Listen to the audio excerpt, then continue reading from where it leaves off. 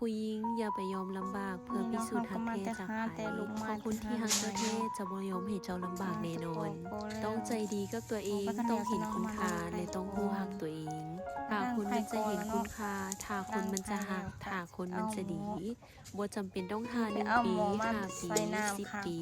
ระยะเวลาบ่ได้การันตีว่าผู้ชายคนนั้นจะเห็นคุณค่าในตัวเจ้าเพียงเพราะเจ้ายอมในสิ่งที่คนอื่นบ่ยอมหัวใจของเฮาความฮักของเขามีคุณค่าและสวยงามเสมอความฮักมันสวยงามเสมอถ้าเฮาให้ถึงคนจงเลือกคนที่เขาเลือกเฮาฮักคนที่เขาฮักเฮาแต่อยู่กับคนที่เขาพร้อมจะดูแลเฮา